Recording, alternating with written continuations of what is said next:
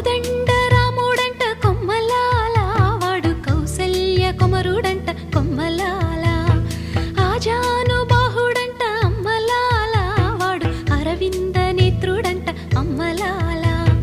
రమణీయలామకు తగ్గ చూడు వాడేనని రహదారులన్నీ చెప్పుకోగా విని కళ్యాణ రామయ్యను కన్నులార చూడాలని కలికి సీతమ్మ వేచే గుమ్మ